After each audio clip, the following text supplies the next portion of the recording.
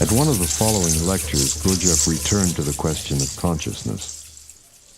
For most people, even for educated and thinking people, the chief obstacle in the way of acquiring self-consciousness consists in the fact that they think they possess it. That is, that they possess self-consciousness and everything connected with it. Individuality in the sense of a permanent and unchangeable I, will, ability to do, and so on. It is evident that a man will not be interested if you tell him that he can acquire by long and difficult work something which, in his opinion, he already has.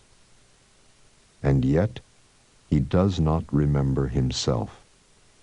He cannot stop the flow of his thoughts. He cannot control his imagination, his emotions, his attention.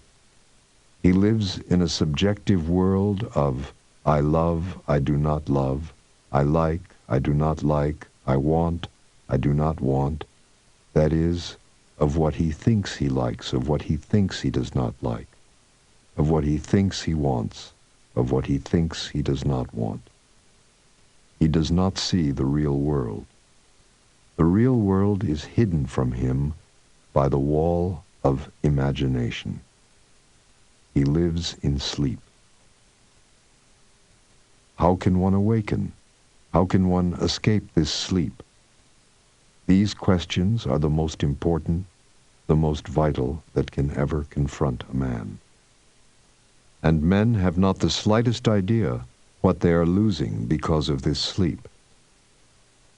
As I have already said, as he is organized, that is, being such as nature has created him, man can be a self-conscious being.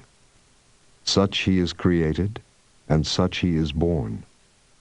But he is born among sleeping people, and of course, he falls asleep among them just at the very time when he should have begun to be conscious of himself.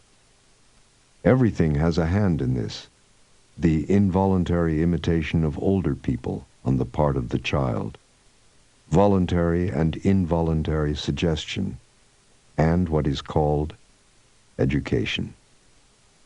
Every attempt to awaken on the child's part is instantly stopped.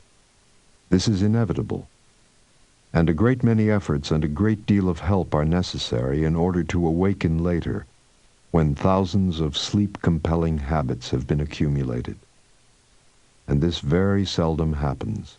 In most cases, a man, when still a child, already loses the possibility of awakening. He lives in sleep all his life, and he dies in sleep. Man's possibilities are very great. You cannot conceive even a shadow of what man is capable of attaining. But nothing can be attained in sleep. In the consciousness of a sleeping man, his illusions, his dreams are mixed with reality. He lives in a subjective world, and he can never escape from it. And this is the reason why he can never make use of all the powers he possesses, and why he always lives in only a small part of himself.